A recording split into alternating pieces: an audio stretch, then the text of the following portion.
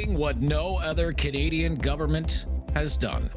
Prime Minister Mark Carney says Canada recognizes a state of Palestine. This is Now You Know. I'm Rob Snow.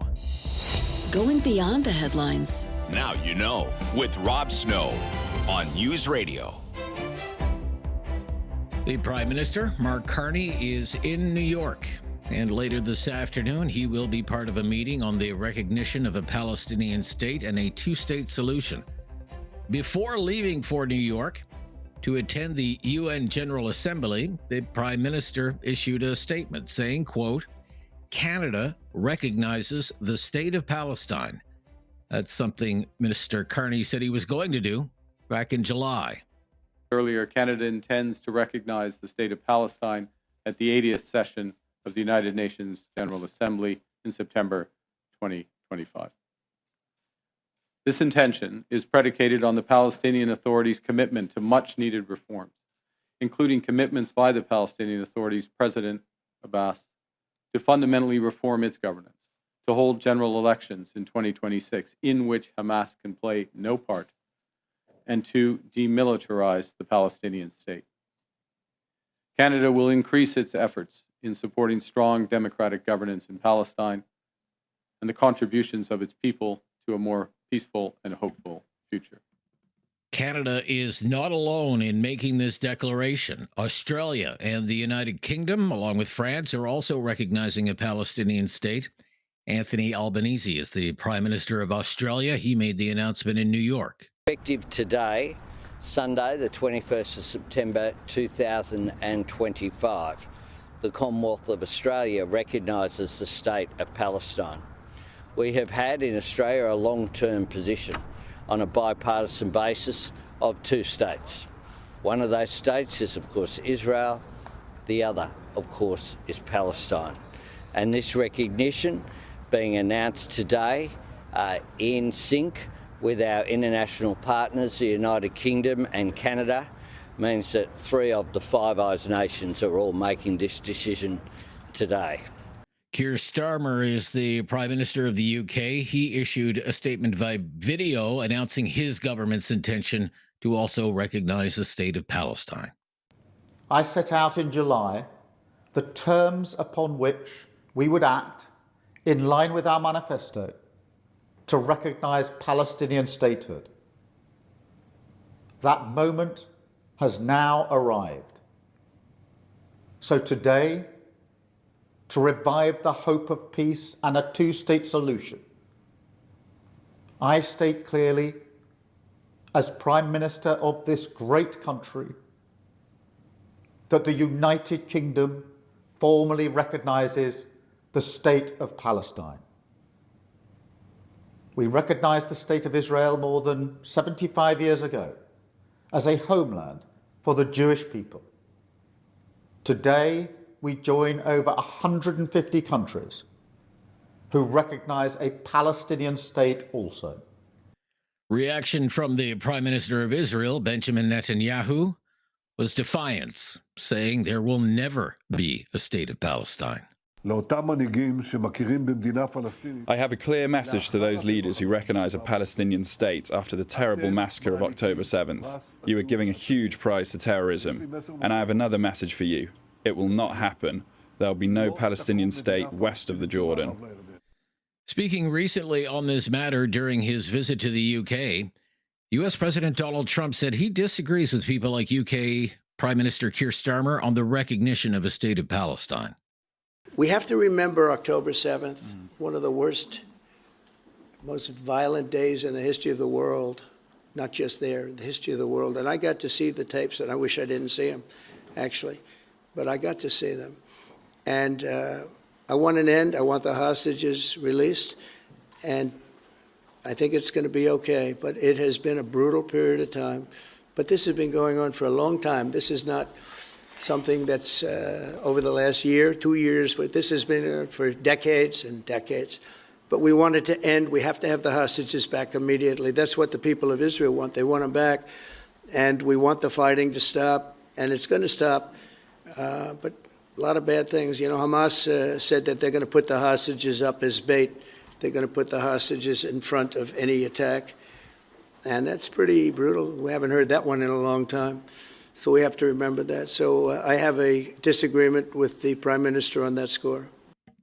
Here at home, the deputy leader of the Conservative Party, Melissa Lantsman, who is Jewish, released a video statement and said the Carney government is giving Hamas a big gift. Today, that government just gave those enemies the biggest gift that they could ever ask for. You see, there's a reason our country had a long-standing tradition to never negotiating with terrorists. It's because it encourages the very terrorist activities we should be opposing as a country. Already, Hamas is telling the world that this recognition of statehood is a vindication of what they did on October 7th, and that we should expect to see even more days like October 7th moving forward. Because of this decision by this Prime Minister and this government, our world is more unsafe, our country is less respected by our allies, and once again, a small but vocal minority here at home notches another win on behalf of the terrorists and the Jew haters. In his statement yesterday, Prime Minister Carney said a state of Palestine must be led by the Palestinian Authority, that it must be the end of Hamas, and he claimed that this, quote, in no way legitimizes terrorism, nor is it any reward for it. I'm Rob Snow. This is Now You Know. This is News Radio. Critical thinking is not dead. Now You Know with Rob Snow. Returns on News Radio. Well, the second week of the fall sitting of Parliament is now underway. There's actually a Conservative motion on the table today about a 3 strikes you're out law. Energy policy is always in the mix. Shannon Stubbs is Conservative MP, represents the riding of Lakeland in Alberta, and she is the official opposition's shadow minister for energy and natural resources. Thanks for joining me today. Well, hi, Rob. Thanks for having me. Well, it's a great pleasure. Let's start with the lack of an oil pipeline on the national projects list, off the list of the first 5 projects. Now, the Premier of Alberta, Danielle Smith, did sound rather optimistic that there could be progress on an oil pipeline from Alberta, maybe west, maybe east. How do you feel? Are you optimistic? Well, I think the proof will be in the pudding in terms of what actually happens here, attached to all the optimistic words. You know, we as Conservatives, we worked hard in the June session to help improve C5 because the Liberals said all the way, 6 months ago back in the election that this is what would help get major projects built in Canada. Conservatives, of course, have always supported the construction of multiple private sector pipelines in all directions to increase production and exports of Canadian energy products to help lower emissions globally, and so that Canada can be self-sufficient, self-reliant, and secure, and to bring down the cost of living and make life more affordable for all Canadians. So I think the jury's still out on whether or not all the big words have been a bait and switch. But naturally, as Conservatives, we sure do hope to be able to see the construction of private sector pipelines in the best interests of all Canadians. As it stands right now, the Prime Minister says there's no company that wants to build a pipeline. But is this a chicken and egg scenario? Would better policies from the government make it more attractive for private companies to build an oil pipeline? Well, that's a fantastic question, and this is what's at the base of it. C5 is this legislation the Liberals have brought through, and what it allows is for basically a queue jump of all kinds of different laws that the Liberals themselves have brought in to place over the last 10 years. So C5 admits at once that their own legislative, regulatory framework and red tape is blocking building of Canadian projects to create Canadian jobs and bring home powerful paychecks for Canadian workers in every corner of the country, including, of course, the positive impact on the Canadian economy overall. But at the base of all of this is what should actually be the highest priority for the Canadian government right now, which is to bring certainty, confidence, and clarity to the regulatory framework for all private sector proponents permanently right across the board. That means they have to do things that the private sector, experts, economists, Indigenous leaders, entrepreneurs, provinces and municipalities have been calling on them to do for years, which is either completely overhaul their unconstitutional C-69 or repeal it, repeal C-48, repeal the emissions cap, which is an oil and gas production cap, the only one of its kind in the entire world, and Conservatives have moved a motion in the House of Commons on that today. Repeal the energy censorship law that is punitive to Canadian energy companies and entrepreneurs talking about their innovation and world-class environmental stewardship. So and a whole number of other anti-development policies and regulations that the Liberal government has pancaked over the last 10 years. That's what really has to happen to be able to attract investment into Canada, to create jobs for Canadians, and to be able to make our country self-sufficient, self-reliant, secure, and affordable. So far, the government seems to be saying we don't need to repeal legislation such as C-69 or C-48. We now have C-5, the Building Canada Act, and it can take care of any concerns that may arise because of C-69 or C-48. What's your understanding of that? Well, this is the claim they make, except there's a couple of things I really encourage Canadians to look into. First of all, C5 is short-term in itself. It actually, would be out of effect within 5 years. So that's automatic uncertainty to private sector proponents in every area of natural resources who are making multi-billion-dollar decisions on long-term major projects, that benefit local communities, benefit Indigenous partners, and benefit ultimately usually all three levels of government with taxes and royalty payments that help provide programs and services that Canadians want. But the whole point is that C5 is designed to do a workaround. You can look at the back of the bill. It's got 15 laws and 6 regulations, most of which the Liberals have brought in themselves over the last 10 years, that C5 works around. And the other thing I would add for Canadians to consider is if you look at the first tranche of projects the government has so far, it claims to have green lit, which means actually it's only going to this office that's been created after 6 months. And that office, is actually just getting set up as we speak. And apparently this office is going to help send these projects through uncertain regulatory reviews. The proponents actually don't know that right now. But the reality is that if you want to really fix the problems, then you need to fix the fundamentals for everyone. And those first 5 projects, they are projects that either provinces had taken them through the regulatory process and given them a green light a long time ago. Some of them are projects that have already started to be constructed. A second phase of a project that got a green light way back in 2016. Well, it has been the Liberals' laws and policies and regulations that have stopped the private sector proponents from being able to see the light at the end of the tunnel, get through the regulatory process, and get building. So we as Conservatives certainly hope to see projects come out of this C5 initiative, but the Liberals aren't still fixing the fundamental problem, which is all their anti-development laws and policies that they need to repeal or fix. Good to hear from you today. Thank you. Thank you. Bye-bye. Shannon Stubbs, Conservative MP for Lakeland, riding in Alberta. I'm Rob Snow. This is Now You Know. This is News Radio. Now You Know with Rob Snow continues on News Radio. And if you're ever looking for a podcast of our show, Now You Know with Rob Snow, great new mobile app that will help you hear our show when you want to. You can listen live, listen to the podcast. It's called the Seeker app. That's Seeker, spelled S-E-E-K-R, and it has all kinds of exclusive audio that you won't hear anywhere else. News, music, and sports. You can download Seeker for iOS or Android. That's Seeker, spelled S-E-E-K-R. And Now You Know with Rob Snow is also on Spotify and Apple Podcasts, or wherever you get your podcasts. Well, the Toronto Blue Jays are going to the playoffs. They managed to finally clinch a postseason berth with an 8-5 win over the Kansas City Royals. First time for the Jays in the postseason since 2023. They do so right now sporting the best record in the American League and, of course, in their division, 90 wins and 66 losses.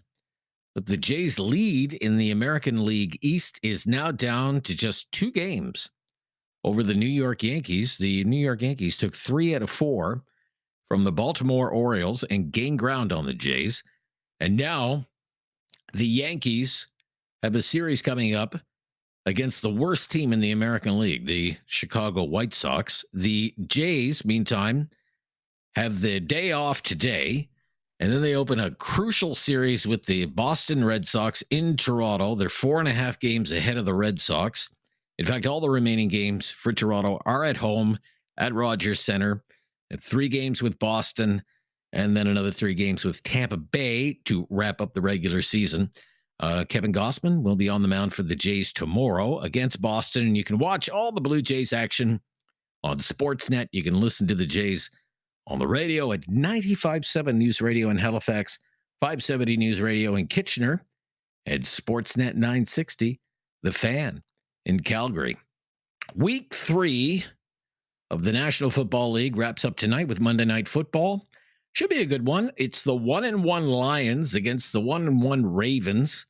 That's at 8:15 Eastern. So far, through the first 3 weeks of the season, the San Francisco 49ers, Buffalo Bills, Philadelphia Eagles, Tampa Bay Buccaneers, the Los Angeles Chargers, and the Indianapolis Colts are all undefeated at 3-0. The Miami Dolphins, the New Orleans Saints, the New York Jets, and the New York Giants, they're all 0-3. My poor Denver Broncos lost for the second week in a row on a field goal with no time left on the clock. Curtis's Cleveland Browns, big upset yesterday over the Green Bay Packers. What was the final there? 13-10, I believe. So, yeah, go Cleveland. Today's the first day of fall. Fall officially arrives in less than 2 hours from now, 2:19 p.m. Eastern today. Daylight saving time ends November 2nd. That's when the clocks will go back an hour in places in Canada that have daylight saving time. And the first day of winter, it'll be here before you know it. That is December 21st. We were supposed to have a trucker protest in Ottawa today, but it has nothing to do with anything like the Freedom Convoy. You know, there are several bridges spanning the Ottawa River between Ottawa and Gatineau on the Quebec side, and there was supposed to be a protest today on one of those bridges organized by various trucking groups in Quebec who say the Quebec government is compromising road safety because of lax training and weak enforcement in the trucking industry. They also allege there is corruption and how some of the drivers are getting licenses. So that was going to create all kinds of havoc for the rush hour this morning, but then at about 5 o'clock, the protest was canceled for some reason. Maybe because of the weather. It's kind of stormy in Ottawa today. But whatever the reason, the police in Ottawa said they weren't going to let those protesting truckers anywhere near Parliament Hill. I think police in Ottawa have had their they've had their fill with truckers near Parliament Hill. This is News Radio. Well, it's time for our Monday Newsday political panel. Melissa Bruno is Public Affairs Principal at Earnscliffe Strategies. Hi, Melissa. Hi there. How are you? I'm very good. How are you? Thanks for having me. Yeah, good to hear from you. Matthew Dube is back with us. He is Vice President at Proof Strategies. Hello, Matthew. Hi, Rob. How are you? Very good. Good to hear from you. Well, I mean, let's start with the big news from the weekend. Melissa, what do you think of Prime Minister Carney's decision to recognize the State of Palestine? Canada will recognize the State of Palestine. What do you think of that? Yeah, I mean, I think it's an important step in keeping the possibility of peace and a two-state solution alive. I think it's something that the federal NDP has long called for, and I think benefits everyone in the region, including Israelis and Palestinians. And Canada is joining experts in other countries like Australia and the United Kingdom in this decision. Okay, Matthew, what do you think about it? This decision?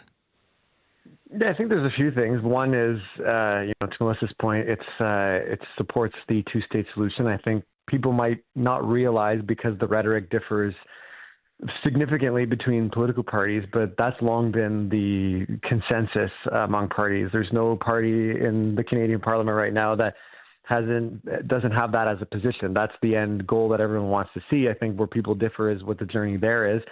So I do think that, I don't think it's so offside, and, there's other international partners that are going in the same direction. And that's the key piece here, is beyond seeking to end the violence in the Middle East. I think the other piece, or at least in Israel and in Gaza, the other piece of this is our relationships with other countries. I think with Donald Trump being in power in the U.S. and the U.S. increasingly being isolated, I think Canadians in the last election did indicate that they want a government that's going to look at supporting our relationships with other countries. And part of that means being involved in these diplomatic conversations. The Prime Minister is still in New York today doing some of that work. So I think that that's incredibly important.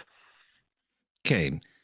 When the Prime Minister first spoke about this back in late July, he said a number of conditions would have to be met. The Palestinian Authority would have to commit to governance reform, hold elections. Hamas could play no role. It would have to be demilitarized or disarmed. None of this has happened. The hostages would have to be released. None of this has happened. So why should Canada move now to recognize the State of Palestine? Melissa? Well, I think it's the timing of the fact that Prime Minister Carney is down in New York for the United Nations meeting. I think the fact that there's obviously coordination among other international partners to announce this decision. So I think that is a big factor in terms of why we're hearing this now, as opposed to maybe a few weeks and months from now. Okay, Matthew. None of these conditions for Palestinian statehood have been met to date. So why recognize one now? Why not after all of those conditions are met? Well, I think the conditions happen on a continuum, right? I mean, this is a position that's being taken by Canada in the context of the United Nations meetings and in collaboration with other countries, as Melissa was rightly pointing out. That being said, I mean, obviously things can change. If conditions aren't met, these are, there's ongoing process, ongoing negotiations. I mean, this has been decades long, right? This isn't something that just happened in a vacuum. The circumstances being what they are have long been the subject of international negotiation. And I think that putting those conditions on doesn't mean that the government's not going to seek that they be met. I think it's just, a matter of sequencing. As silly as that might sound to some people, I think that that's an important part of the process, right? When you sort of lay down your markers, plant your flag on where you stand on the issue, and then participate in the process. Look, I have lots of criticisms of the Prime Minister to levy, but I certainly won't fault him for being a workaholic. I know he puts in the work on the policies, and again, I think that that's there's a testament to that with him participating in the session that's happening today, if I'm not mistaken, on this very topic. And I suspect those conditions will and should be part of the conversation, undoubtedly. Okay, let's move along to what the big news story will be during the fall session of Parliament. That's the federal budget, November 4th. There's speculation that the deficit could be more than $90 billion. How do you think Canadians will react to that? You think they'll care, Melissa, that the budget is going to be, if it is $90 billion? Do you think Canadians will care? I do. I do think Canadians will care, but I also think that it very much depends on how some of these public investments that the Liberal government is talking about, how they'll be made and where this money will be spent. I think people expect to see more being done on housing, but I think that it needs to be more than just affordable, non-market and transitional housing. I think there needs to be measures that address the severe economic pressures that people are facing, the cost of living challenges that we've been all talking about for many, many months. And I think ultimately people will need to see that this budget intends to support working people, and it can't just rely on sort of the private sector to deliver the generational programs that the government's been talking about. Okay. Do you think the government's talking point, we're hearing this line more and more, generational investments? Well, if the deficit is high, it'll be because of we're making generational investments. Everybody remember C.D. Howe. Go Google C.D. Howe. Matthew Dube, can they sell that, generational investments? Yeah, I think it's a really hard circle to square, if I can put it that way. I mean, the era that they're referring to, sure, I appreciate, the imagery that they're trying to evoke, but it's an era when, the world was coming out of the Second World War. Countries across the Western world were implementing major social programs. This is all brand new. And so I think to think that we're in that's the state of mind of Canadians is misreading the public sentiment. That being said, it is true that if things get cut at a time where there's a lot of people and working people in particular that are vulnerable, that's a problem. So how are they going to reconcile these two things, paying down the deficit and keeping these investments going, and generational investments, as they're putting it? I have a hard time seeing how they're going to manage all that. Okay. Be right back. Just getting going on a Monday, talking federal politics today. I'm Rob Snow. This is Now You Know. This is News Radio. There is no question Rob won't get answered. Now You Know with Rob Snow continues on News Radio. With our Monday Newsday political panel with Melissa Bruno from Earnscliffe Strategies and Matthew Dube, Vice President at Proof Strategies. Let's talk a little bit about the New Democrats. You both have experience in the NDP world. What did you think of the Avi Lewis campaign launch for the NDP leadership? Melissa, you released a video explaining why he's in it. What did you think of it? He did. And just for folks who don't know Avi Lewis, his grandfather was David Lewis, and a federal NDP leader. And he's also the son of Stephen Lewis and a former Ontario NDP leader. He launched his campaign on Friday last week, which was the beginning of the Ontario NDP convention. And I think in that video, he is talking about a lot of progressive values. I think, the fact that Carney and the Liberals are moving the Liberals back to more of a center, some would maybe argue even center-right, that is creating a lot of space for the NDP generally to appeal to voters that have sort of a more affinity to bolder or more progressive values. And I think, some of the things that he talked about, obviously, in that video speak to that in terms of cost of living and affordability and some of the more domestic issues that the federal election kind of got overshadowed for because of Trump and tariffs. Okay.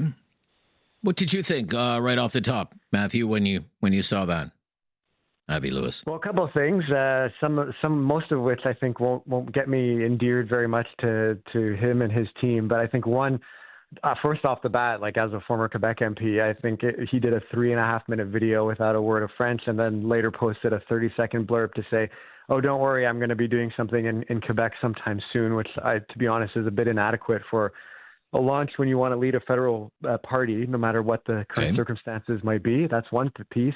I think the other piece, too, is I'll be curious to see, how he manages the relationship between sort of the more professionalized side of the party headquarters, those who have worked for a long time, either on the Hill or at the party headquarters, and the rank and file members. He's kind of been a voice that's kind of stoked division between those instances, which I don't think is helpful at all, given what the party needs to do. And you don't need to look, I guess it's a ways back now. It's almost 10 years ago, but you don't need to look much further than the 2016 convention in Edmonton, where he and others, he was one of the people speaking to the famous LEAP manifesto, or infamous, I suppose, in your part of the world. And the fact is that was kind of dumped on us as a caucus and on the party membership. And then he and many others who were involved in that kind of disappeared afterwards. So there's a lot of hard work that needs to be done here. The boilerplate's great. There's definitely a progressive flank vulnerability for the prime minister, especially after so many progressives voted for him out of fear for Trump, among many other things. But, the devil will be in the details, and I don't think division between different instances or approaches in the party is what's needed. Let's win a friggin' election so we can implement all those great things that he was talking about. Right. I found in his video, and I interviewed him about a week before this video came out, and he said a lot of the same things. And one of his main messages really is the cost of living. He thinks there's a lot of ground to be gained there, I think, the cost of living. But he keeps railing against 3 cell phone companies, 3 grocery chains, 5 oil companies, and 5 big banks, and they're all ripping us off. Can that be a selling point? We're getting ripped off by the big companies? What do you think, Melissa?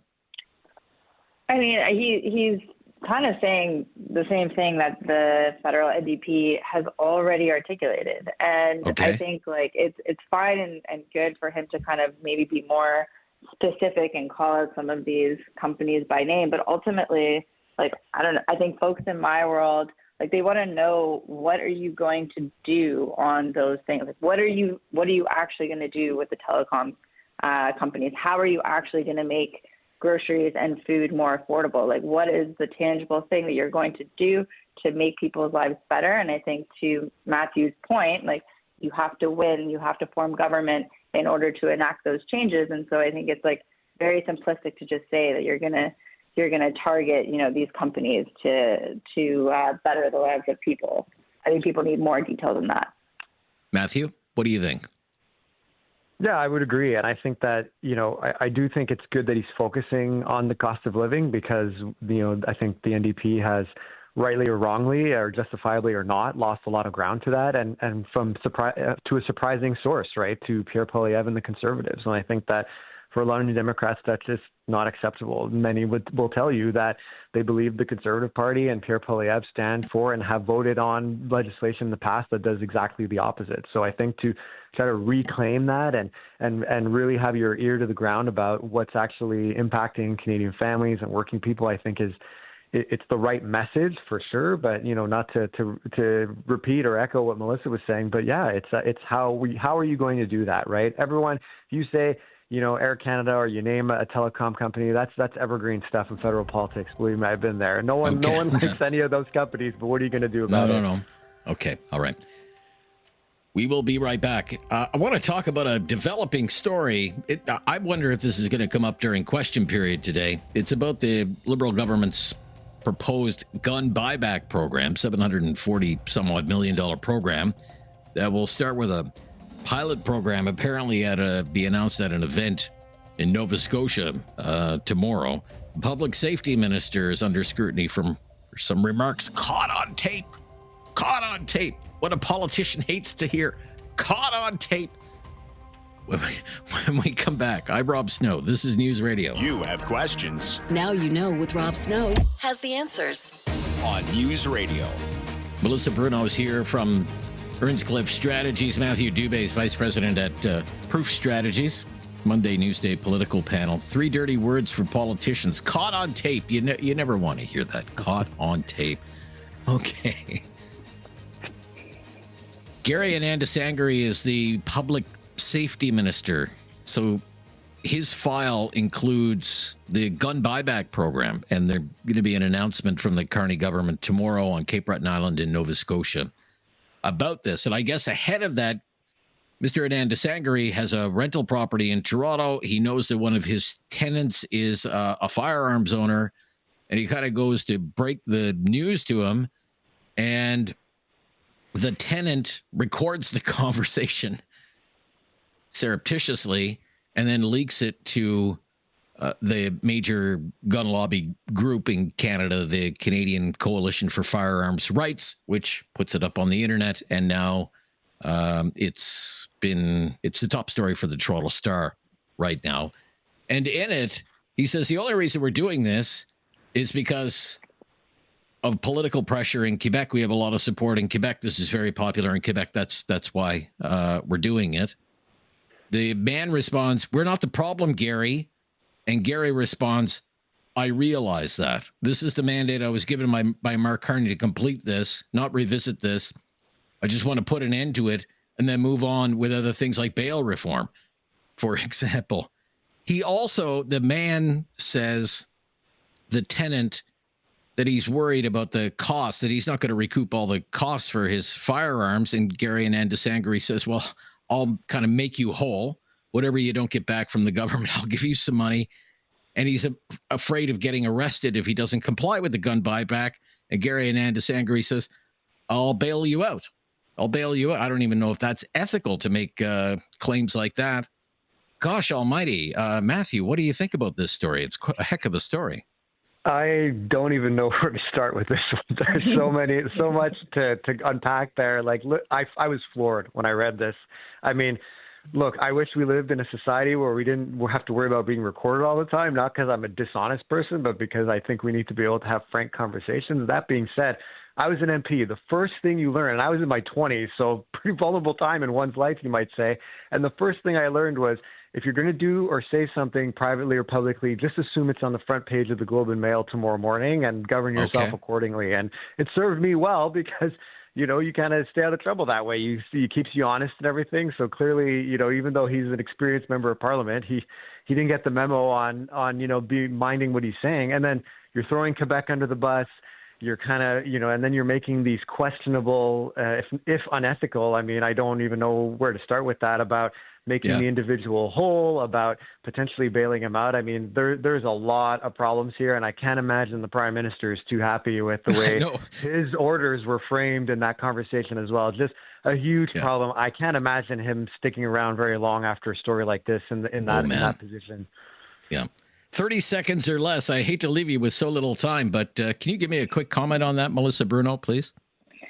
Yeah, I agree with Matt. Like, it's just wickedly inappropriate. Like, the minister and all government officials are meant to uphold the law and be seen to do so. And this behavior erodes public trust, and is exactly why people don't believe that the government works for them. So I really hope that this minister is not in cabinet in a couple of weeks and months. Wow. Okay. Thank you so much. So great to hear from you to start our week of political conversations. Bye-bye. Thanks for having us. Thanks, Rob. Melissa Bruno from Earnscliffe Strategies, and from Proof Strategies, Matthew Dube. Talkback. Coming up next. I'm Rob Snow. This is News Radio. Welcome to Talkback. It's 2 hours of debate and discussion on the big issues of the day. Today, 2 topics for you to consider and to comment on at 1-833-668-2577. 1-833-668-2577. The big story for Canada is that the Canadian government, led by Prime Minister Mark Carney, is officially recognizing the State of Palestine. What do you think of that? What is your opinion on that? I mean, we knew this was coming because the Prime Minister said he was going to do this. He said it back in late July, and now he's gone and done it. His office issued quite a lengthy statement about it yesterday, just ahead of the Prime Minister's visit to New York City for the United Nations General Assembly. We are not the only country doing this. France has done the same thing. So has the UK. So has Australia. And so have about 150 other countries around the world. Now, his statement, Prime Minister Mark Carney, in his statement, he speaks of a 2-state solution. He admits that Hamas is terrorizing the people of Israel and is oppressing the people of Gaza. He says Hamas must fully disarm. Hamas must release the hostages that it continues to hold almost 2 years after the attack of October 7th. He says Hamas can play no role in a future Palestinian state. He's also very critical of Israel for what he calls accelerated settlement building across the West Bank and East Jerusalem. He accuses Israel of, quote, a sustained assault on Gaza that has killed tens of thousands of lives. He accuses Israel of causing a devastating and preventable famine. But Mr. Carney's statement does not include the word genocide. However, Prime Minister also says the Palestinian Authority should lead this new state of Palestine, and that the Palestinian Authority has agreed to hold elections next year. So, you have France, the UK, Australia, and now us, Canada, through our government, saying we officially recognize a state of Palestine. Israel's Prime Minister Benjamin Netanyahu says it will never happen. U.S. President Donald Trump has said he doesn't agree with what these governments are doing. And this is a departure for decades of Canadian foreign policy, because historically Canada's position has been there should be a 2-state solution negotiated by both sides through direct talks between Israel and the Palestinians. And at the United Nations, Canada has repeatedly voted against recognizing Palestine as a state. What is your opinion on this? It's very important. Canadian government officially recognizing a Palestinian state. There are some people who think it's about time. They welcome the news. Say Canada is joining the majority of other countries in the world. But there are others who think this is a terrible decision. It is a reward for the atrocities committed by Hamas and a gift to the perpetrators of the attack of October 7th. I know passions can run deep with an issue like this. Let's just try to keep the dialogue respectful. Would love to hear from you on it, though. Agree or disagree with the Canadian government's decision to recognize a state of Palestine? 1-833-668-2577. 1-833-668-2577. Here's another topic for you to consider. Should medical research on dogs be banned in Canada? Should medical research on dogs be banned in Canada? There is a major news story about this today. It's from the Investigative Journalism Bureau, IJB. And this is the second such story that it's published about this. The headline is, "Numerous dogs humanely sacrificed as test subjects at private lab in the Toronto area." I mean, what do you think of that? Should that be allowed? I read this news story and then I read it again. It's quite a read. The company that operates this lab, it's called Nucrotechnics Incorporated. And it does medical research on dogs, including heart research. It's not a fly-by-night kind of operation, has about 170 employees, with 60,000 square foot facility, been around since the 70s. Story says part of the research done on dogs, the dogs were beagles, by the way, was cardiopulmonary safety evaluations, a type of drug safety testing. And the story says that some of the dogs were put down, humanely sacrificed. And dogs that weren't put down were put out for adoption. And the new owners of the dogs put up for adoption were asked in writing, please don't reveal where the dogs came from. According to the investigation, along with heart research, the dogs have been used in medical research about prostate cancer. Previous story came out last month about medical research using dogs. Some dogs were subjected to 3-hour heart attacks, and then the dogs were put down. Their hearts were harvested to study how hearts are affected by heart attacks. That was happening at a hospital in London, Ontario, St. Joseph's Hospital in London, Ontario.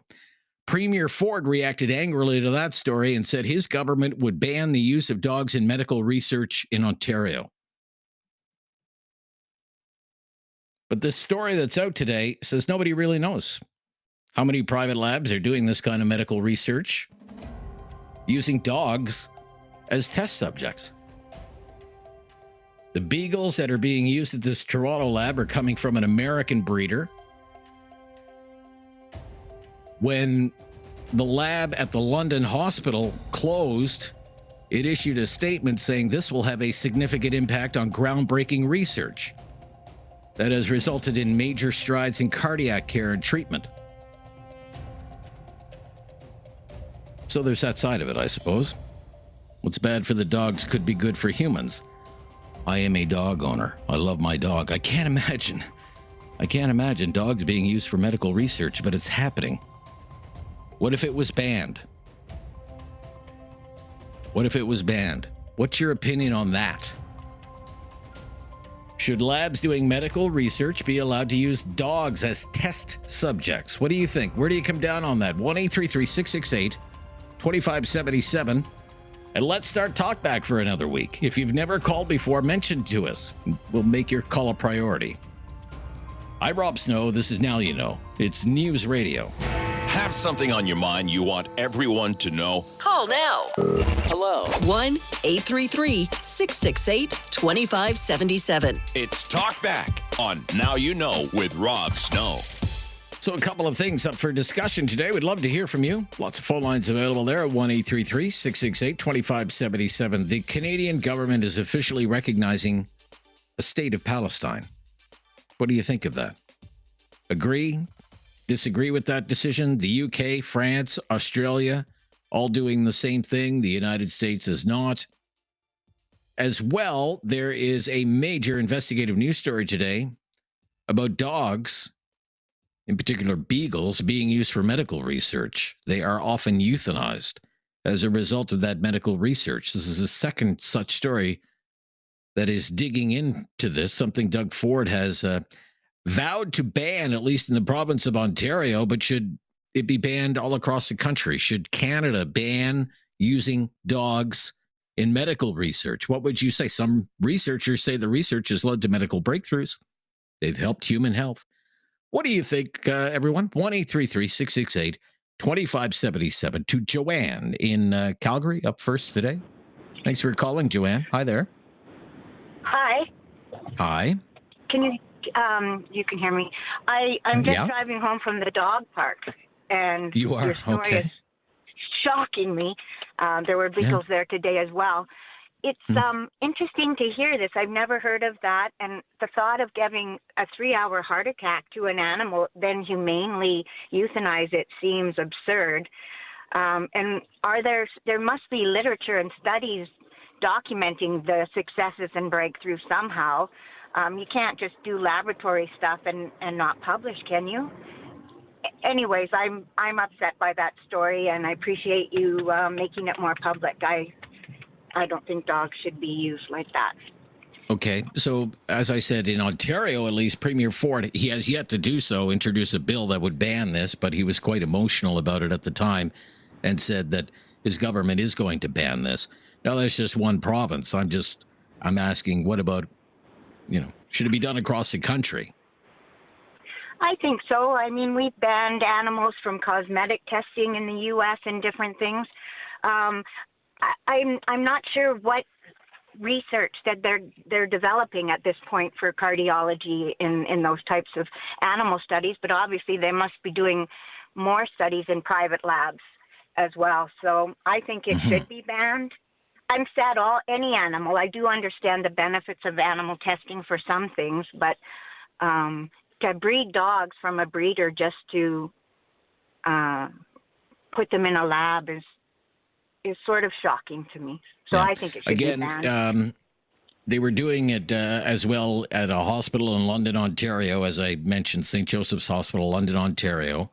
The lab was shut down. The person running it left the position, and there was a statement issued that said, "This will have a significant impact on the groundbreaking research that has resulted in major strides in cardiac care and treatment."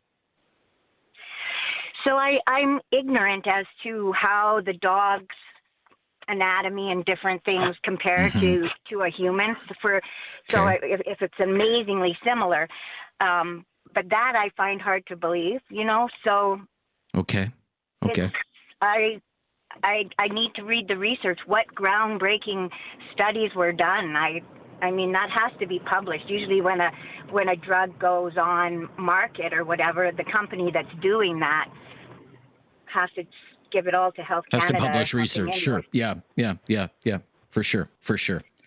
So I mean, is it because it's dogs? Because some people might say, well, what about mice or rats or rabbits or monkeys or whatever and all the other animals? That's unfortunately, that's how I feel, but I do appreciate medicines and things that we have created. I mean, I'm actually in the pharmaceutical industry, and I know that they've used rabbits for ophthalmology and things like that. So it's unfortunate. Maybe with AI and different things, we'll be able to make models where we don't have to sacrifice animals. Okay, thank you. You've got us off to a good start today. On a Monday, we have a couple of topics here. That's one of them. Dogs are being used for medical treatment in private labs across Canada. Should that practice be ended in this country? What do you think? 1-833-668-2577. And the Prime Minister is in New York City, and before he left, he said Canada now recognizes the State of Palestine. What do you think of that decision by Prime Minister Carney to recognize the State of Palestine? Lots of lines available. Let's get things going here on a Monday Talkback on News Radio.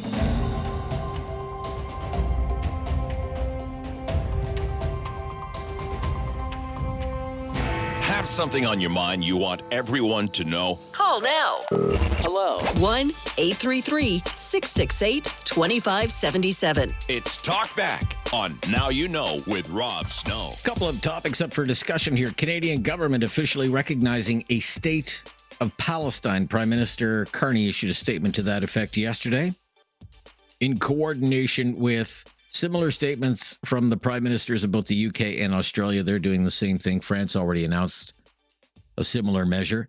The United States not on board with this. Israel says it's never going to happen. And we have a second major news story that has been released in recent weeks about beagles being used for medical research, dogs being used for medical research, and quite often they're euthanized as a result of that medical research, although some of them are put up for adoption. Should Canada ban using dogs for medical research? Some researchers say it's led to medical breakthroughs that have helped advance human health. But what do you think? 1-833-668-2577. Janice is up next on Talkback. Hi, Janice. Hi, can you hear me? I hear you just fine, Janice. What's your opinion on our topics today? First-time caller. I appreciate that. Okay, but I usually don't get into these things, but I just had to call. Okay. I don't think any animals, I agree with Joanne, I don't think any animals should be used in testing. I don't think we have the right. All living beings are equal.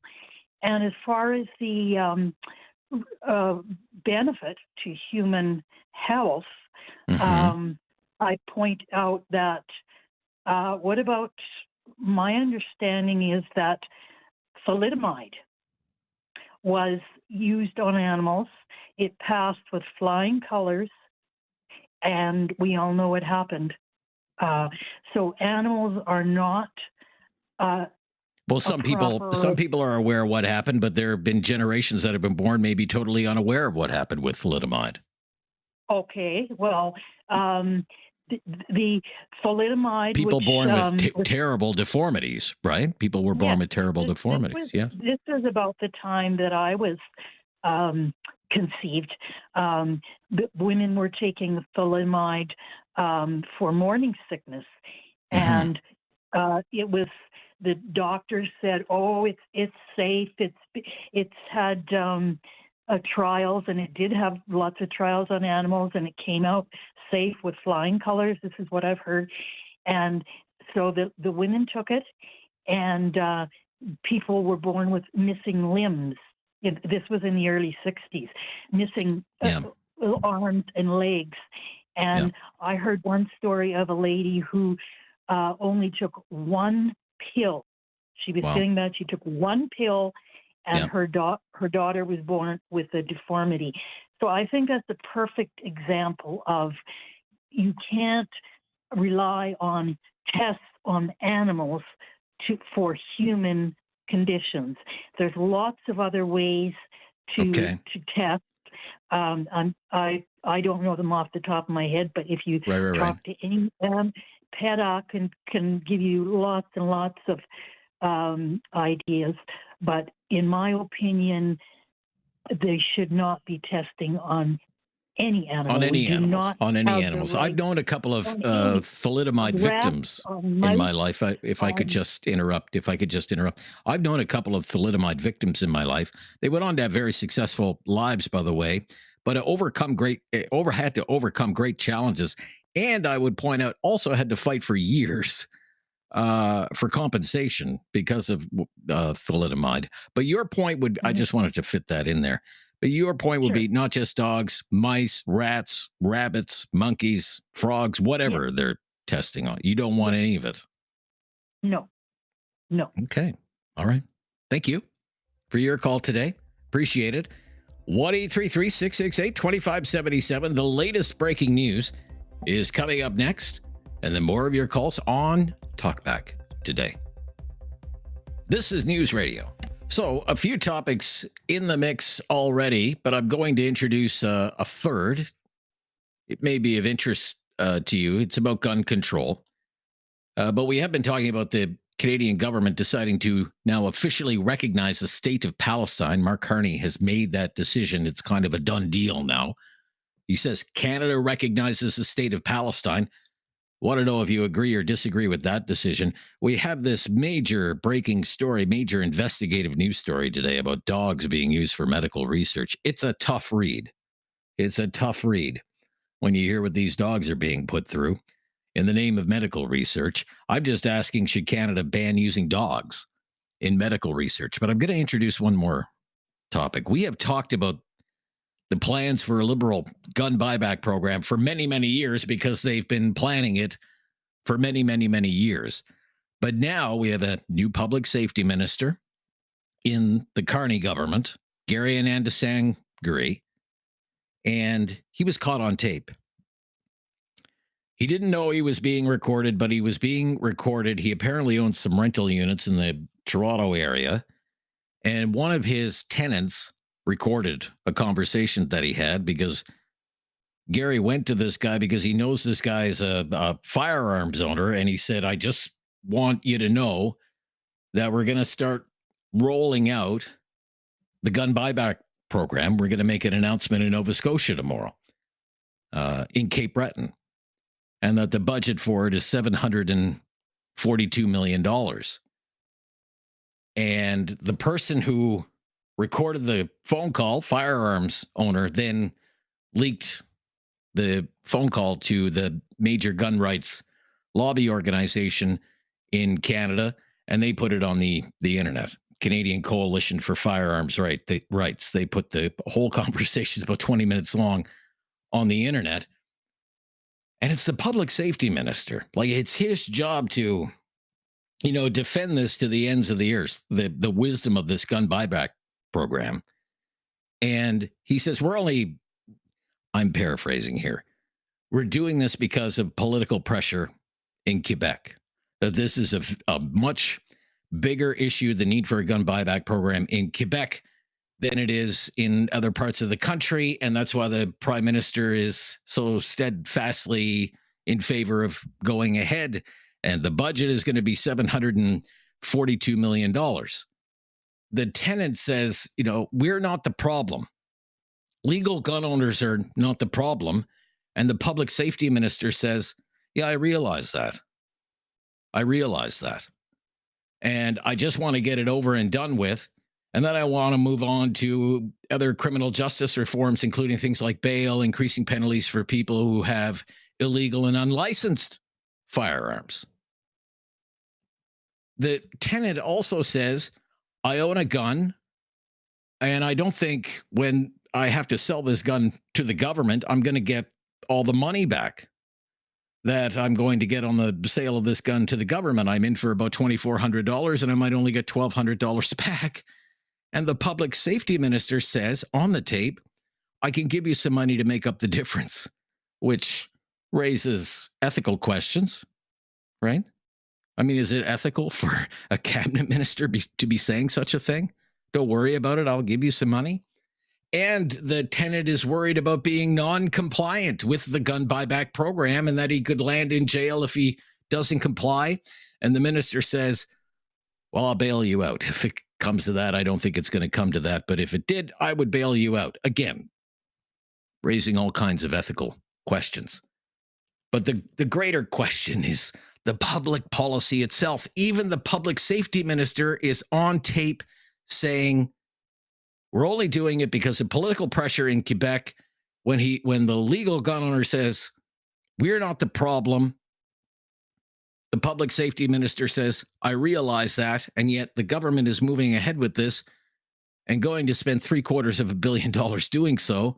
There's going to be some kind of big announcement about it on Cape Breton Island tomorrow. I was going to talk about this tomorrow, but I don't mind talking about it today. It's kind of a developing story. It might even come up in the question period in the House of Commons If you want to weigh in on that, what is your reaction to that? What does that say about the wisdom of the gun buyback program if the public safety minister is caught on tape saying the only reason we're doing it is because of political pressure from Quebec, and he admits that legal gun owners are not the problem? What does that say about the wisdom of this program? 1-833-668-2577. There are 4 lines available, and really love to hear from you today. Tony in Kitchener. So there's one more topic in the mix for you. Tony. Hello, Tony. Hey, Rob. How are you? Very good, Tony. Thanks for calling. Good. On the testing on animal thing, I'm kind of torn between that. I mean, I love animals and everything, but yeah. Before we start jumping on, we got to ban it. I think everybody has to do a little soul searching and ask yourself that if it came between making a decision of saving your loved one, your child, your parents, any loved ones, and saving a beagle, and what decision would you make? Would you just say, no, we're not going to do any of that kind of testing? I realize, some people think it's cruel, and it may be cruel. I don't know. I didn't read about it. But at the same token, it's like, ask yourself, is it the only way they can do the testing? And if it is, they have to justify why they're using animals specifically to do that. And I think they should be very transparent on how long it's going to be studied for, how many animals they're going to use, what type of animals they're going to use. And they have to prove that they're making strides in it. If they're not, then that's a tough one. I mean, I love animals, but at the same token, a human life, you know what? If that was my loved one and that's going to save their life, that's my take on that. Okay, very good. Thank you, Tony. Good to hear from you today. 1-833-668-2577, 1-833-668-2577. It's Talkback. This is News Radio. Have something on your mind you want everyone to know? Call now. Hello. 1-833-668-2577. It's Talkback on Now You Know with Rob Snow. So a number of topics in the mix for you today. I think we have 3 on the go right now. Weigh in on any of them. The Canadian government under Prime Minister Mark Carney officially recognizing a State of Palestine, ending decades of foreign policy in this country and moving in an entirely different direction. What do you think about that? The UK, France, Australia, all doing the same thing as well. Should Canada ban using dogs in medical research? Get your reaction to a major investigative news story. Dogs being used for medical research, often euthanized as a result of that medical research. Second such story along these lines, Ontario Premier Doug Ford has vowed to ban the practice in Ontario. Medical researchers say it's led to medical breakthroughs that have helped human health. What do you think about that? And in a story that is developing today, the public safety minister, Gary Anandasangri, has been caught on tape saying he can't explain the logic of the government's gun buyback program, and that the Carney government is only moving ahead with this because of political pressure in Quebec. If the government's public safety minister can't explain the logic behind this program, why a $742 million gun buyback program is needed, what does that say about the need for a program like the gun buyback program? 1-833-668-2577. Paul in Cambridge up next. Hi, Paul. How you doing today? Yeah, I'm very good, Paul. Thank you. How are you? I could speak on all these topics, but let's talk about the hot mic one.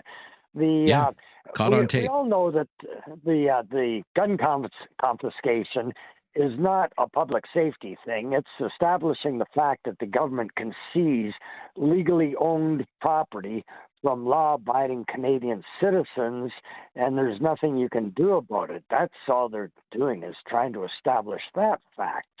It doesn't, it's got nothing to do with safety. This is only to prove that they can do it.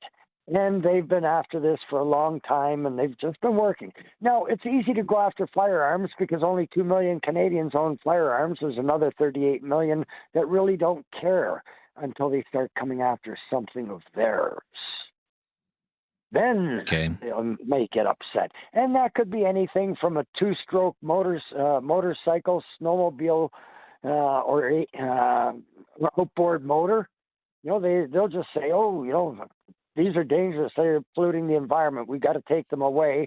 But since your four-stroke outboard motor is the same type of a piece of equipment, we'll take that one as well. I mean, he has asked several times, why are you doing this if legal gun owners are not the problem? And the public safety minister says, don't ask me to explain the logic to you on this. Okay. All the chiefs of police say the same thing. Let's go after the criminals instead. But, this is, like I say, this isn't firearms. This is establishing the right to be able to do it. Okay. He says, we're not the problem, Gary. And Ananda Sangri says, I realize that. But I was given a mandate to complete this and not revisit this.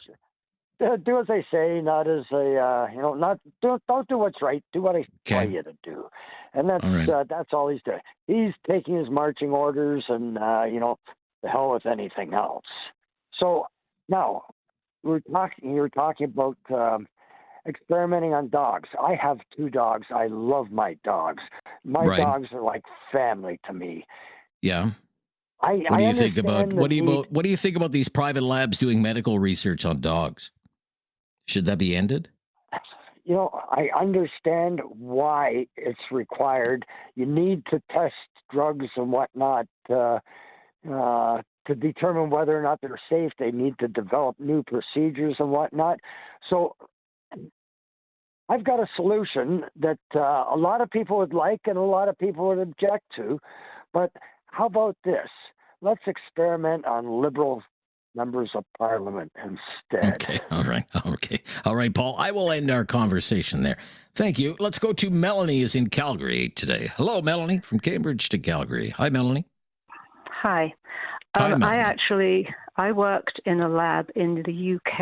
It was called Eli Lilly Labs, and we were investigating why thalidomide happened.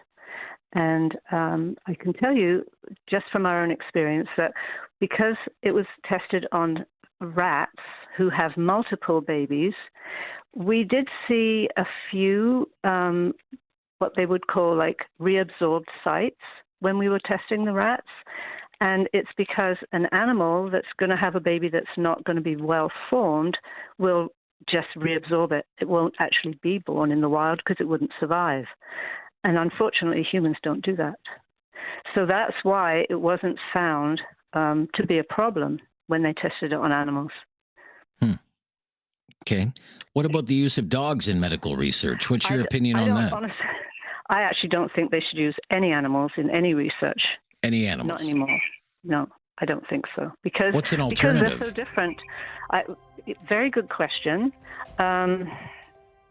Would it be possible to see if there would be any volunteers out there that would like to try testing out drugs for people? I don't know. I honestly don't know what the answers are, but I definitely don't think we should be using animals. Right. They're not the same as humans. That's usually the next step in testing for therapies, right? First you test on animals. If everything goes okay there, then you do a clinical trial on humans and see if it works there. Right. But humans and animals are not the same. Yeah. Okay. But you would say not just dogs, mice, rats, rabbits, monkeys, whatever. Ban it all. Yes, I would, because we saw all of it in England. Yes, they were all being tested, especially monkeys. Very sad. Okay. All right, Melanie. Thank you for calling and sharing your expertise. Very interesting. 1-833-668-2577 on Talkback on News Radio. Have something on your mind you want everyone to know? Call now. Hello. 1-833-668-2577. It's Talkback on Now You Know with Rob Snow. Yeah, it's kind of a Monday mixed bag of topics today. Canada recognizing a Palestinian state, calls for medical research on dogs to be banned, something Doug Ford has vowed to do in Ontario.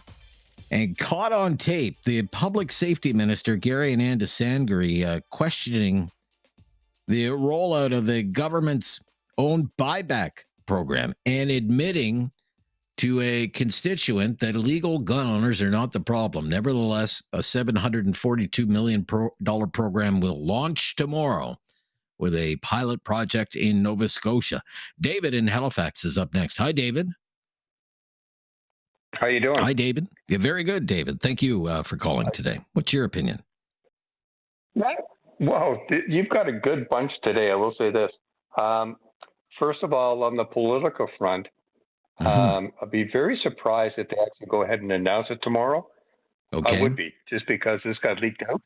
And Okay. personally, I think the minister, the public safety minister, shouldn't be there for whatever was in his mind to call a constituent up to have this conversation ahead of an announcement.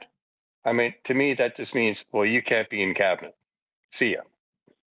Well, I would say just, there are even other things because it's a tenant. It sounds as though they're having an in-person conversation. I wouldn't say he called him up, but whatever, the conversation was recorded and the minister didn't know it was being recorded. The tenant makes the point.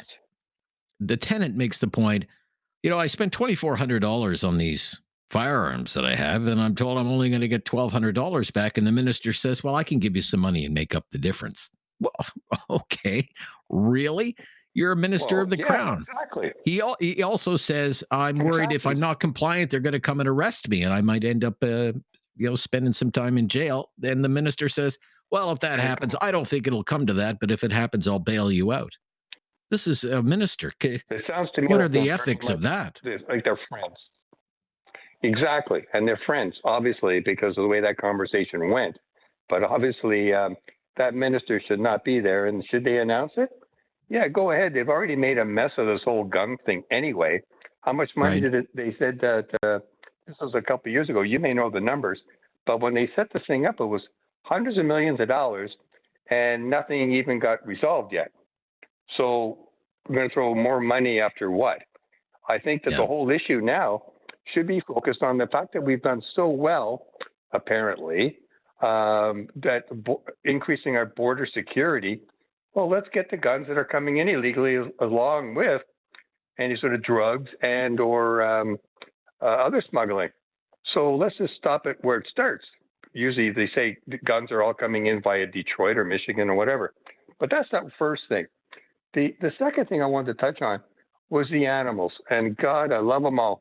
But there is some positives to the testing on animals. I will agree with the earlier caller regarding humans or animals. Can we do some testing?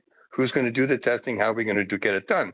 Your one lady caller earlier in the show made a very good point in terms of it's okay to do testing, but that's just some transparency. How many animals you're bringing in? What are you testing them on? And none of these private clinics, because absolutely right, to get a drug approved, you have to show what you've done, what you've been tested on, and go from there. So even before you even bring a dog in, what are you going to use it for? Okay. Yeah, there is an organization that regulates these labs who do animal testing. It's called the Canadian Council on Animal Care, but it hasn't updated, according to the story today, it hasn't updated its rules and regulations since 1984. 1984. A few topics for you to comment on today. Our first talkback of the week at 1-833-668-2577. Mark Carney's government has officially recognized a State of Palestine. What do you think of that? Agree, disagree? The UK, France, Australia, all doing the same thing. Mark Carney's in New York at the United Nations General Assembly opening. A major investigative news story today says dogs are being used for medical research. This is the second such story along these lines. It involves a private lab in the Toronto area using beagles for medical research related to heart health. These beagles are often euthanized as a result of this medical research.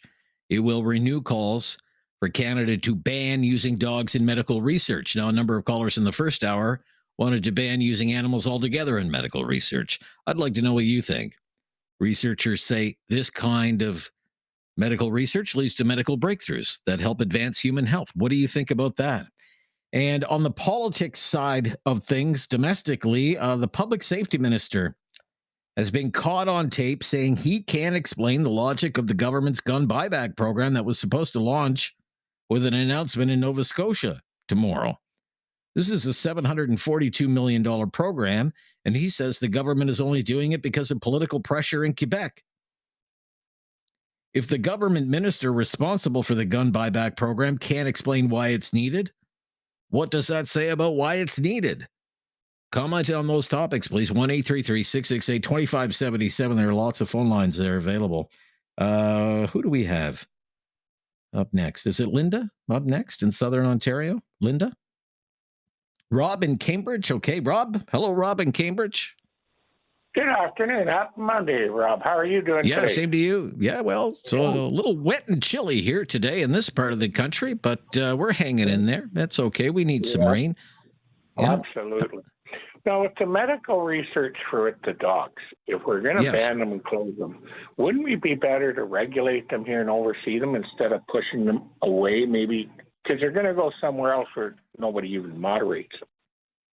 And the other thing you got to think of is what all the research is for human health, or is it as well for animal health? Like when your dog gets sick, or your cat, you go to the vet and they can give pills, or they do blood tests. They do so. They get the research from somewhere, and it is benefiting. And not everybody likes to hear of it. Right. But, but it does help. And they've done different research on monkeys and on cats and, on, sure. Yeah. gerbils and all stuff. So where do you draw the line? So I think there'd be a good topic, but you got to understand where science and Medicare benefit from. Okay. And so, if it's, it's a pretty hard read, I think it's because a lot of people have dogs at home and, my gosh, they're part of the family and they can't believe that this kind of thing would be happening to dogs. What about that? Yeah, that's really. But I'm thinking back to when was it the 60s or the 50s when they used to euthanize an animal.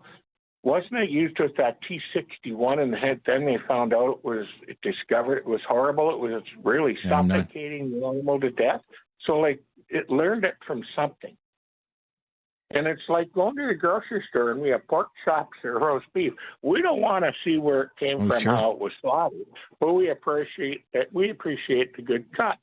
Well, I can tell you, sir, where I am in rural Quebec, I can go to the grocery store not far from my place and I can buy horse. I can buy horse meat. I'm just saying, what we don't see is better. Yeah. And now going to with the public minister going on about that. Yeah. My question is, what would institute the guy to record this? And where was it being recorded? Because that comes up as a real issue. But on the other issue with the public minister doing that, and whether he's acting on behalf of the government or as a friend of the tenant, he overstepped something that he should be removed, because you can't go exercising political powers through your certain needs for people, or you must do it for all. That's a slippery slope I'd never want to see go on.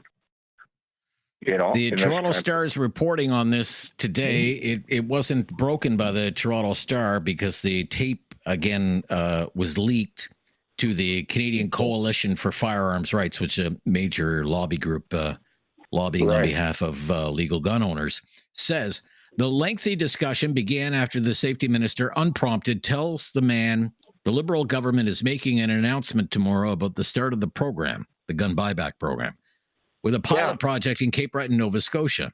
Quote, I got to tell you something. You may not be happy with it. And DeSangre tells the man, we're launching the gun buyback program on Tuesday. Among the revelations Anand DeSangre makes is that the Carney government plans to cap the program's budget at $742 million and suggests Ottawa is working on legislative changes to increase penalties for the unlicensed possession of firearms. He goes on to say, don't ask me to explain the logic on this to you.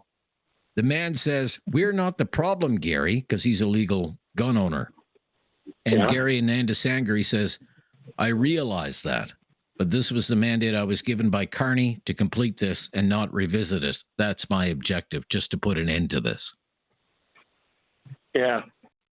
So I think he crossed the line. He really did. Like, why just in Nova Scotia or wherever?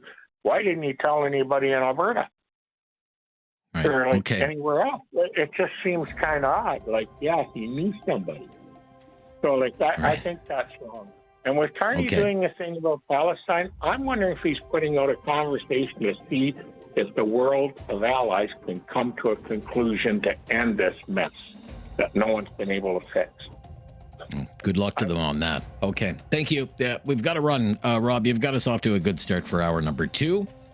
Underway. It's the Monday Talkback. I'm Rob Snow. This is News Radio. Have something on your mind you want everyone to know? Call now. Hello. 1-833-668-2577. It's Talkback on Now You Know with Rob Snow. At 1-833-668-2577. Comment on any of our topics today. Kind of a Monday mixed bag today. Canada recognizing the State of Palestine, using dogs for medical research. Major story about that today. And the gun buyback program is in the news. Even the public safety minister has been caught on tape by one of his tenants saying he questions the wisdom of the gun buyback program. What does that say about the wisdom of a $742 million, you heard that right, $742 million gun buyback program? Linda in Southern Ontario, in Southern Alberta, pardon me. Linda, are you with me? Hi, yes, I Yeah, am. hi there, Linda. Thank you for waiting. Hi, how are you? You're welcome. Very good. And in regards to the gun back buy thing, it sounds like he just basically said it's not really what it is. You know, we're telling you it's this, but really it's something else. So for me, that whole program should be squashed and never brought back to the floor again. Because if it's not what it's supposed to be, you know, to me it's more like appeasing Quebec or something. And to me, if it's not about guns, then stop saying it's about guns when you're blowing money someplace else. Well, this is what he says. He says, well, Quebec is in a very different place than other parts of Canada, right? And this is something that is very much a big, big deal for many of the Quebec electorate that voted for us. And if it was up to me, I would have a very different approach. If I could start over from scratch, I would have a different approach. But it's a campaign promise, and it needs to be fulfilled. Well, I don't know. From what I've done on some documentaries, Quebec's border is a big problem with the U.S. as far as people coming in and stuff. So maybe instead of worrying about buying a gun back program, maybe Quebec should be asking to have that border more patrolled. And I don't know, does Quebec have RCMP or are they just provincial police? They have, they have Sûreté to Quebec, which is the Quebec provincial police. Yeah. Yeah. They have their own provincial police. Yeah, and they don't have an RCMP attachment in there for some at all, do things, they? I'm sure they would have the RCMP for some things. Yeah, but they do have their own provincial police force as well. Just like in Ontario, we have a provincial police force that is responsible for certain aspects of policing, but the RCMP is still involved in other aspects of policing as well. Yeah, because they're a federal thing. So, yeah. You know, so to me anyway, it's like, I think you need to really control your border better. Okay. And maybe that's where it should be spent. Right. Because he was saying there too that, well, if you don't get what you want for your gun, we'll give you more money. Well, where is that money coming from? Is that under the table money or? No. He said this was a tenant of his who said, well, I spent $2,400 on these guns and I think I'm only going to get $1,200 back. The public safety minister obviously knows this person is a tenant in one of his apartments. He says, well, I'll give you some money to make up the difference, like personally out of my own pocket. Really? Out of his own pocket? Out of his own pocket, I'll take it out of my pocket and give it to you? Or is that where the program balloons and you don't know where the money's going? No. My inference was after listening to it was, well, I'll give you some money for the difference. Yeah. Okay. And because was this program not brought up before? Like, you know, the gun back This is thing, a leftover from the Trudeau era. Yeah. You know, this and all how started, much money was? Yeah. How much money has been spent? was Tens of millions there? of dollars. Tens of millions of dollars already, right? already. And got nowhere. Yeah. Yeah. And where did they get? Well, the government claims it has bought back about 12,000 firearms. At a price as a result of what for firearms? Well, it cost about $22 million so far to get those 12,000. So you'll have to do the math on that. Grown men cry when I do math, Linda, but I'll wrap up our conversation there for today. Thank you. Let's go to Rocky View. Blaine is in Rocky View. Hi, Blaine. Hey, Rob. How you doing today? Very good today. Yep. Thank you. What's on your mind? I just wanted to continue on with the gun buyback program here. I think sure thing. I'd have to agree with the previous caller that really it's so incredibly deeply flawed with the implementation here. You're saying they've earmarked $742 million, which would be much better spent put into border security. I mean, most of the gun crime in this country is from illegal firearms brought in from the States. So it seems to me like it's really aimed at the wrong spot. So an enforcement, more in the means of enforcement of these illegal firearms coming in. I don't know if you've had a chance to look at their revised assault-style firearm list as well. It's almost a little bit insane. Slipping through it, and they've marked the MG42 as a assault-style firearm. Well, yes, it's a heavy machine gun from World War II. We haven't been able to own something like that in Canada in 60 years. So right. It seems like a whole lot of urgency on the part of the federal government. So yeah, just to revamp, it should be squashed, and offenders be the ones to take the brunt of it rather than legal firearm owners. Well, I mean, even the minister is caught on tape because his tenant says, we're not the problem. Legal gun owners are not the problem. And the minister even admits this. I realize that, he says. I realize that. I just want to get it over with, put an end to it, and then move on with other things that are more important, like bail and increasing penalties for people who use unlicensed firearms. But we made this political promise because of the situation in Quebec. Quebecers voted for us, so we have no alternative than but to move ahead with it. It's political. And at least he realizes that it's kind of completely the wrong place here. And I can understand the concerns from Quebec, the Polytechnique massacre there. That's a big sore spot. But it's a blanket policy for someplace as big as Canada with that kind of arbitrary policy. It seems a little nuts. Okay, be right back. Thank you for your call in Rocky View today. Good to hear from you. Be right back. This was just brought up in the House of Commons during the question period. We'll let you listen to a little bit of that. Coming right up on News Radio. Have something on your mind you want everyone to know? Call now. Hello. 1-833-668-2577. It's Talkback on Now You Know with Rob Snow. All our phone lines are free right now. 1-833-668-2577. We have a trio of topics on the go: Palestinian statehood, medical research on dogs, and the public safety minister being caught on tape questioning his own government's move to do a gun buyback program. There was supposed to be a big announcement in Nova Scotia. This has been the talk of the question period, which started about 10 minutes ago. Let's let you hear some of this, starting with a question from Pierre Poilievre to the public safety minister, Gary Anandasangari. Leader of the opposition.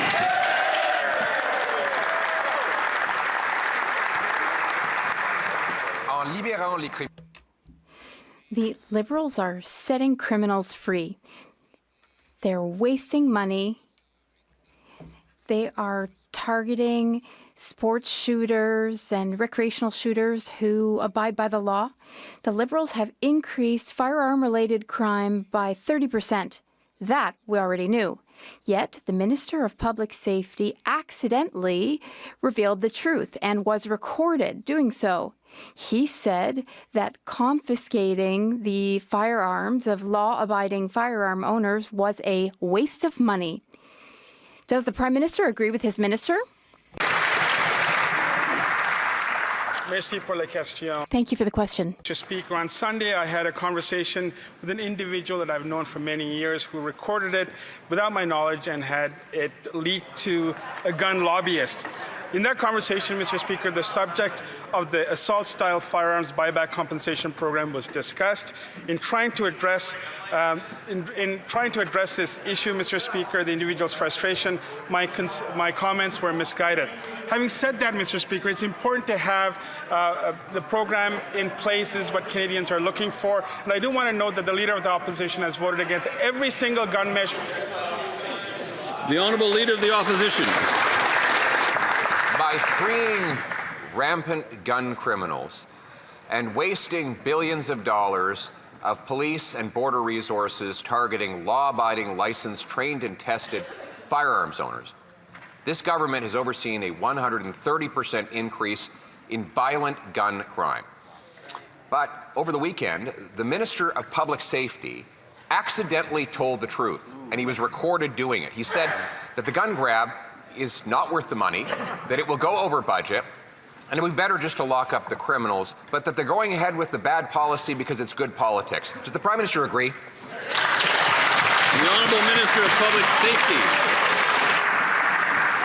Mr. Speaker, it's a good thing there's a recording of it so that Canadians can have a look for themselves. Let me be very clear, Mr. Speaker. Canadians want responsible gun control. They wanted it in 1989 after a man killed 14 women at École Polytechnique. They wanted it after 6 people were murdered at the Quebec City mosque shooting. And they wanted it after the biggest mass shooting in our history, where a man opened fire and killed 22 people in Nova Scotia. Mr. Speaker, why are the Conservatives against keeping guns off our streets?